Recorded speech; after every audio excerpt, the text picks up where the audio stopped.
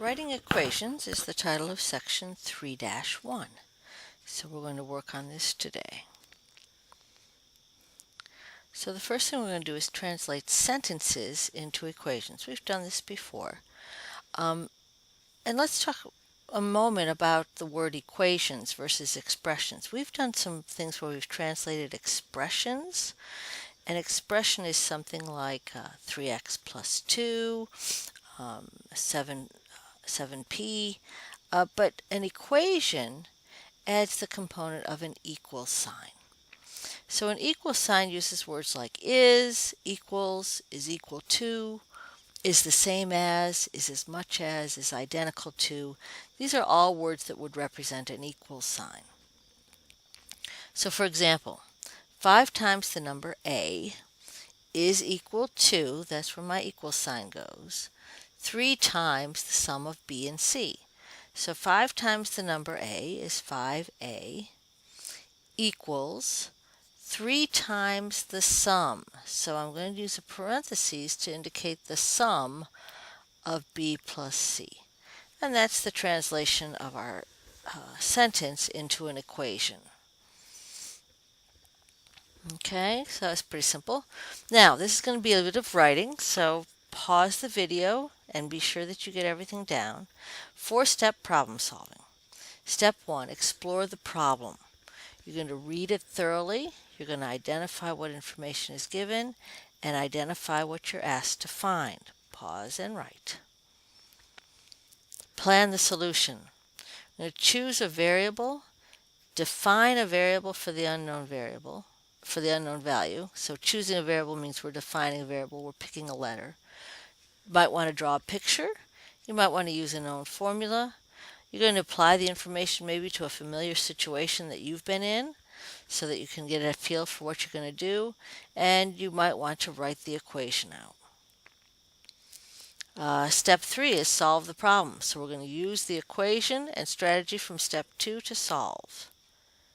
And 4, whoops, we're outside of our window here. Examine the solution. So you're going to check your solution. You're going to see, does your answer make sense? In other words, is it reasonable? And I forgot the third one. Does your answer fit the information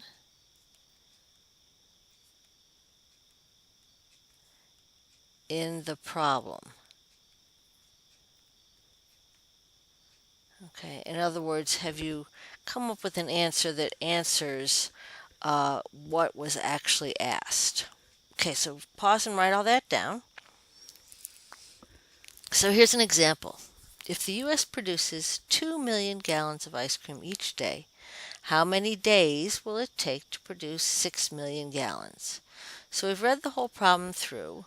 We know it's talking about ice cream. We've got 2 million gallons of ice cream each day. That's called a rate of change. 2 million gallons per day. Now, when I have a rate of change like gallons per day or miles per hour or feet per second,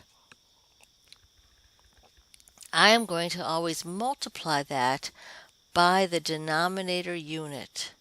So I've got to multiply this by some number of days, because if I take gallons per day and multiply it by days, I'm going to end up with gallons, which is what I want. How many days? That's my question. So that's my unknown. So I'm going to use D to represent days. So how many days will it take to produce 6 million gallons? So 2 million per day times D, some unknown number of days, equals 6 million gallons. Okay, and again, units, gallons per day times days will equal total gallons. Okay? All right. So here's another one. The length of a rectangle is 5 more than the width. Write an equation for the perimeter and area of the rectangle. Well, this one, I think I'm going to draw a picture. So I have my rectangle. The length, that's this piece, is 5 more than the width. So I've picked some variables, L and W, and I have some information about the length and the width. The length is 5 more than the width. So that in itself is a little equation. The length is 5 more than the width, W plus 5. So I'm going to substitute using my substitution property. Instead of L, I'm going to call this W plus 5. So now write an equation for the perimeter. Perimeter equals 2L plus 2W. So perimeter equals 2 times, remember my length, I'm going to substitute W plus 5, plus 2 times, I'm already using W, so that's good. And now I'm going to simplify this. 2W plus 2 times 5 plus 2W. Combining my like terms, I get 4W plus 10. So that's my expression for perimeter. So P equals 4W plus 10. Okay, area.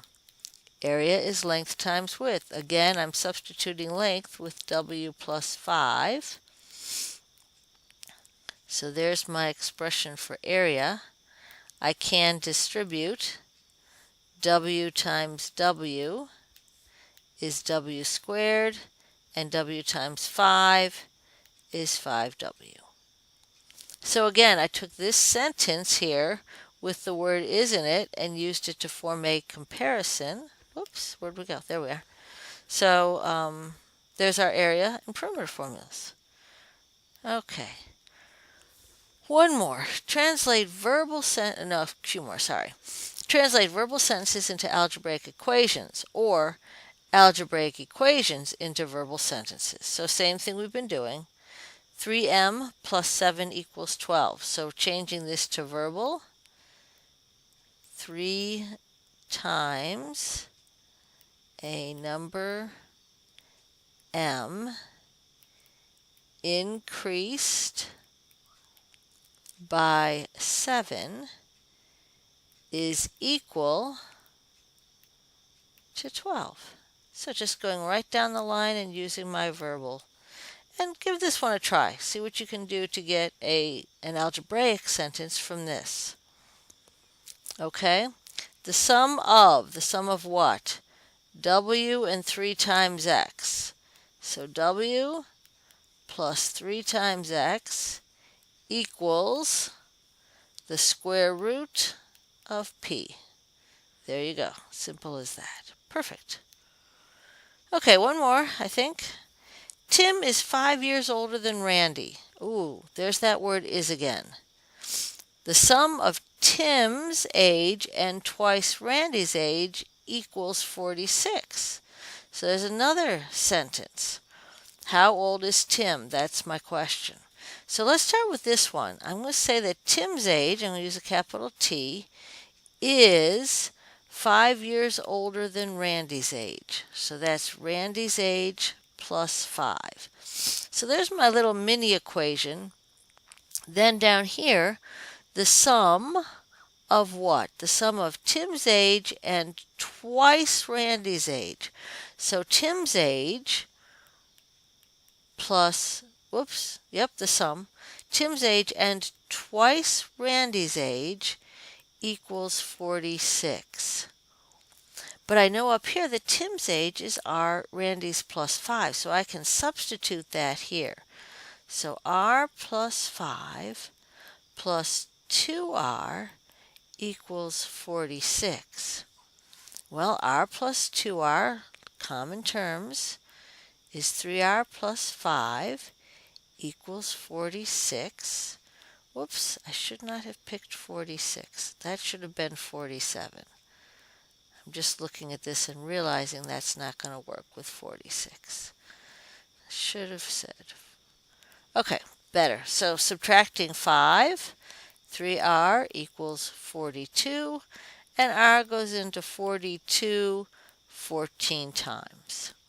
So, how old is Tim? Well, this is where we have to be careful because this is not my solution. I do know that Randy is 14 years old, but the question is how old is Tim? So this is where checking back your original answer with the question is really important. Well, Tim is Randy's age plus 5. So Tim is 14 plus 5. Tim is 19. And that answers the question.